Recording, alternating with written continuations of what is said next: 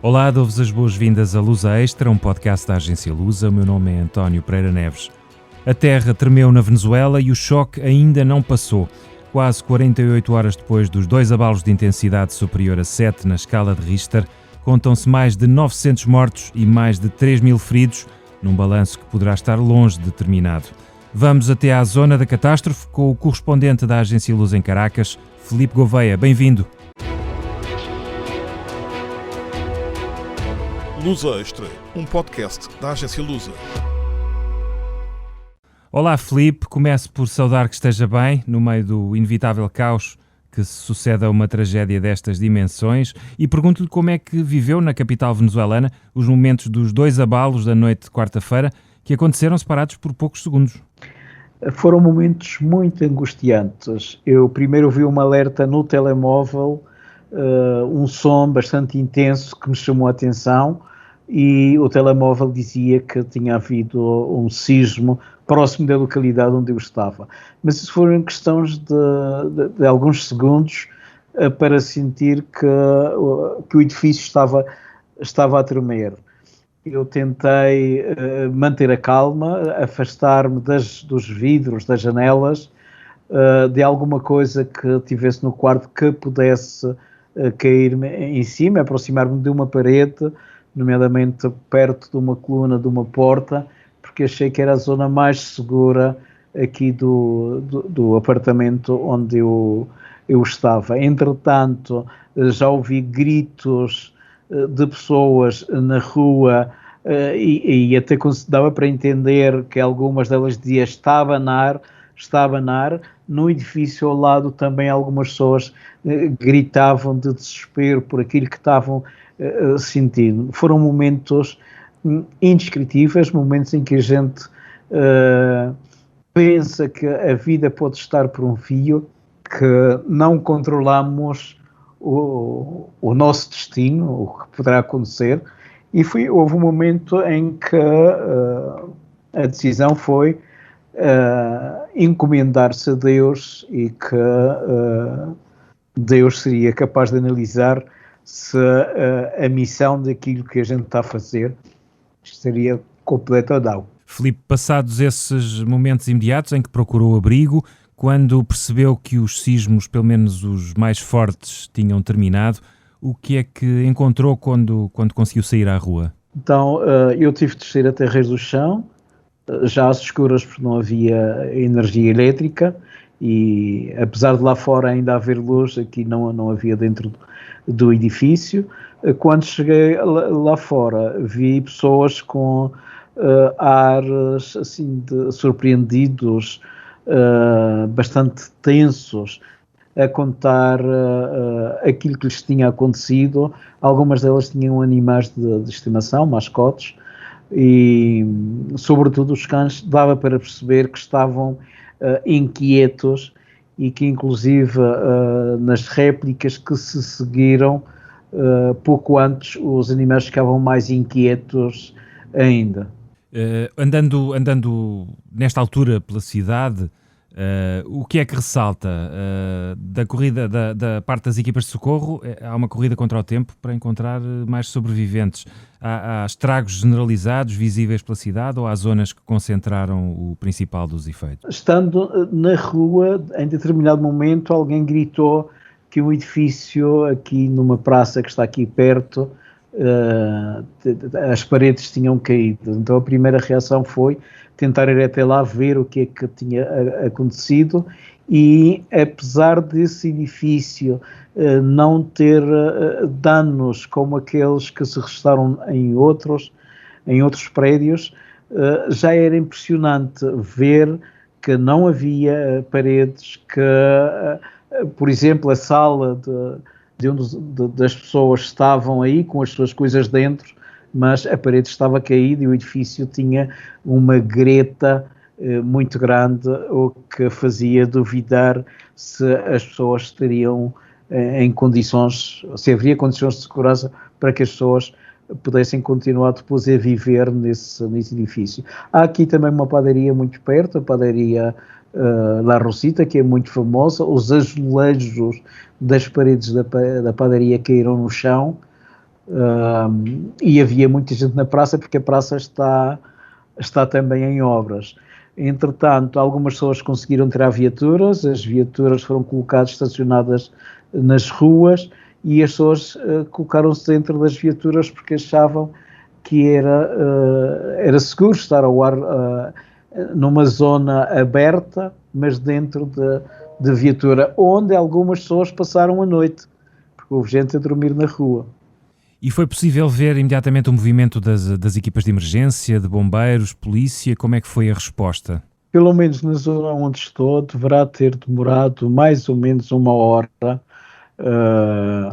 até ouvir as primeiras ambulâncias passar e ver as primeiras motocicletas da polícia fazer o que nós chamamos de patrulhamento, ou seja, verificar se as ruas estavam tranquilas, se as pessoas estavam bem.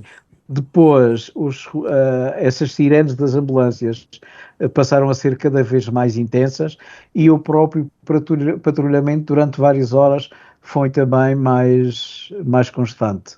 La Guaira, que é uma zona balnear a meia hora de caminho de Caracas, concentra muito dos receios pelo volume da destruição e pelo número de pessoas que possam estar soterradas. As imagens aéreas que vão chegando mostram muitos edifícios danificados e outros literalmente desfeitos. O que é que aconteceu ali? Há informação que vá chegando dessa zona balnear tão conhecida dos habitantes de Caracas? É uma zona de praia onde as pessoas vão principalmente aos fins de semana e aos feriados. Na quarta-feira era feriado na Venezuela, era o aniversário da Batalha de Carabobo e muitas pessoas aproveitaram para ir até às praias. É possível que entre as vítimas estejam não apenas pessoas que residem em La Guaira, mas também pessoas daqui de Caracas que estavam de passagem. Há um hotel de madeirense, o Hotel Edwards, que ruiu, e as indicações que nós temos é que a ocupação do hotel seria alta e que é possível que haja ainda muitas pessoas debaixo dos escombros. Não é a primeira vez que acontece uma tragédia em Vargas.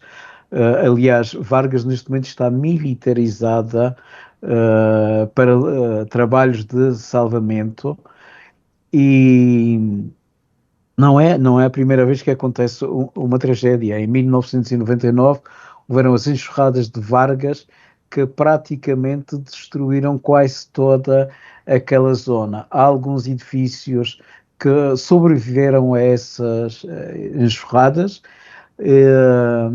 algumas zonas que foram reconstruídas e que agora estão outra vez destruídas.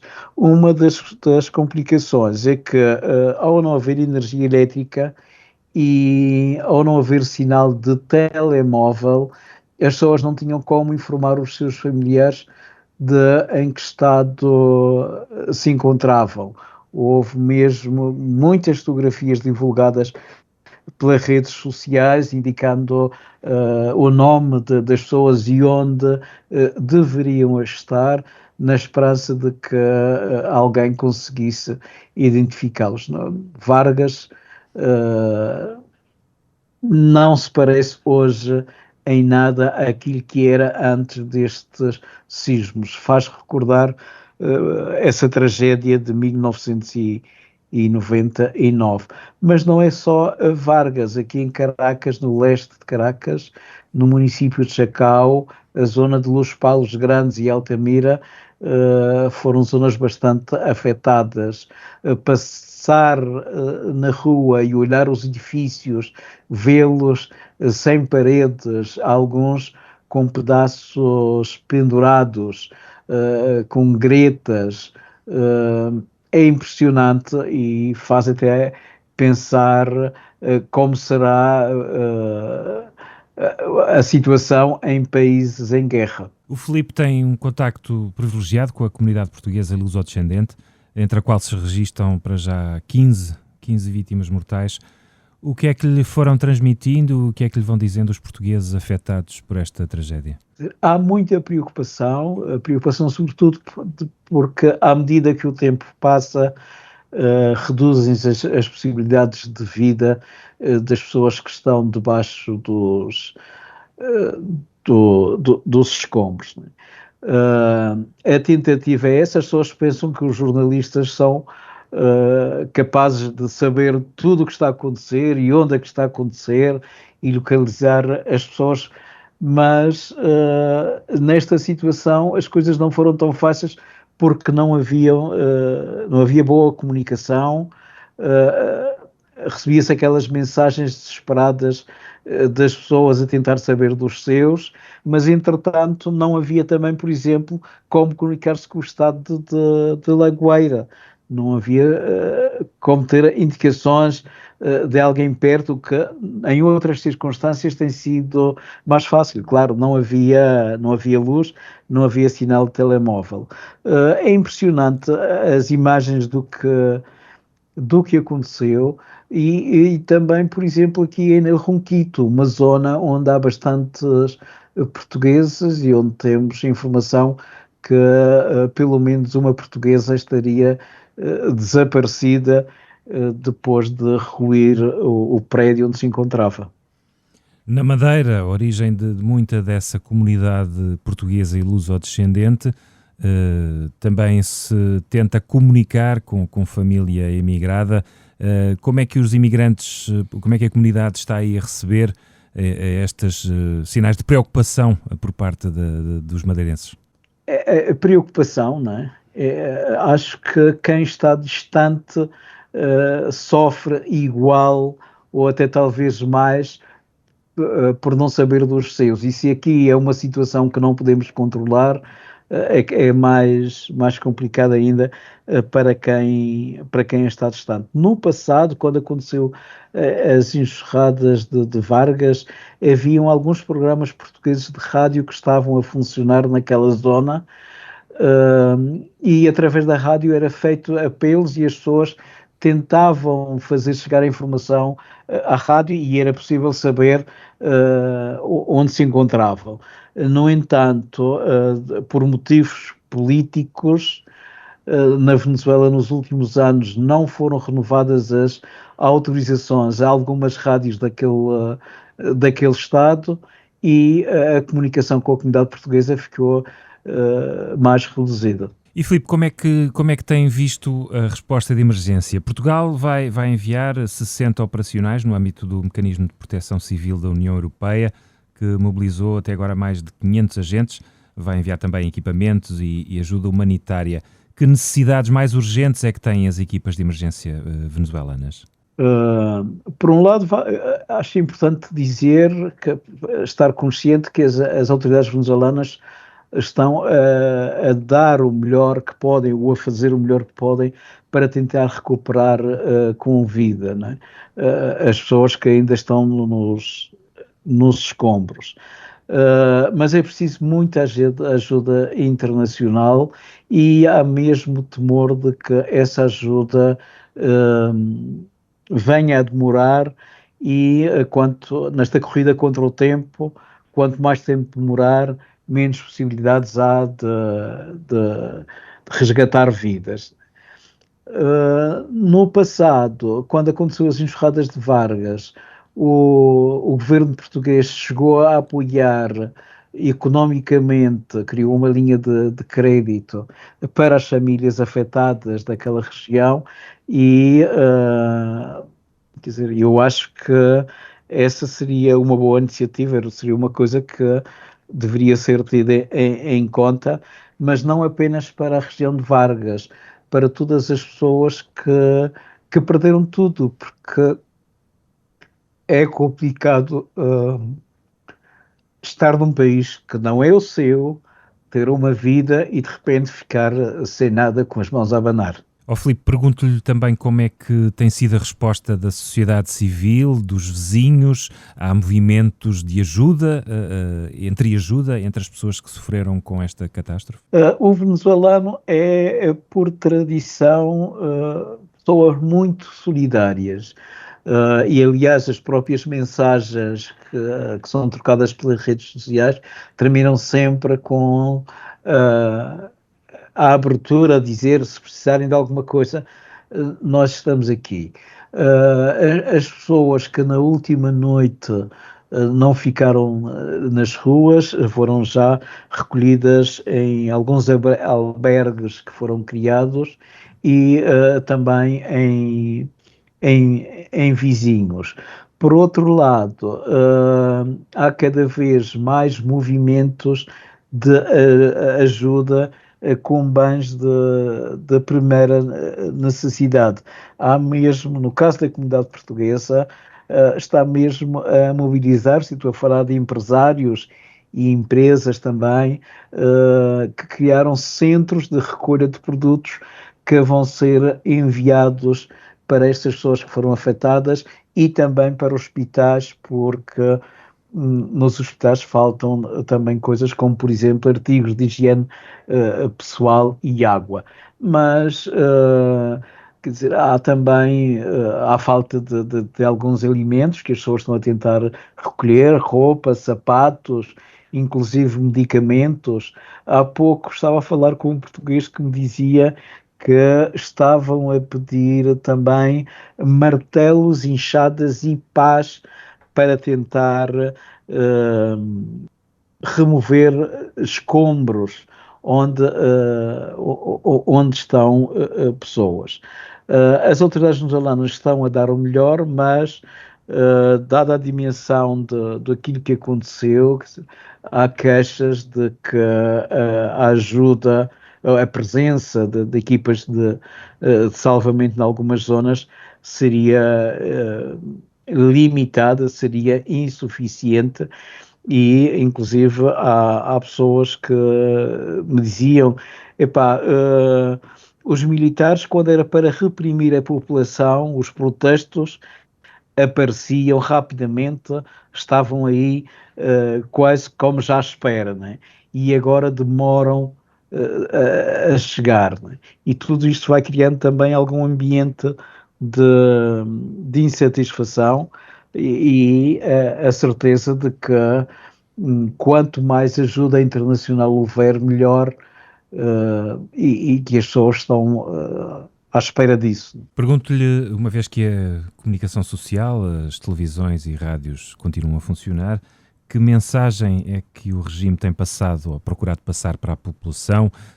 Centrou-se nos apelos à calma? Como é que está a ser essa comunicação? Sim, têm sido feitos apelos à calma, apelos à união, apelos à solidariedade e passada a mensagem de que as autoridades estão a tentar resgatar com vida o maior número de pessoas afetadas possíveis.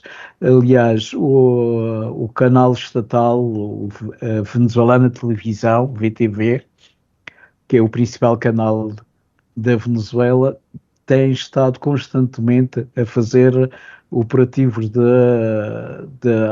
vários sítios afetados. Há pouco estava a passar imagens de equipas de salvamento que estariam já a caminho da Venezuela. Mas a dimensão do que aconteceu é mesmo muito grande. Acho que nós que estamos no terreno ainda não conseguimos perceber o quão grande terá acontecido, só o futuro poderá dizê-lo. Uma das preocupações a seguir aos sismos costumam ser as réplicas. Elas têm-se feito sentir nestas últimas 48 horas?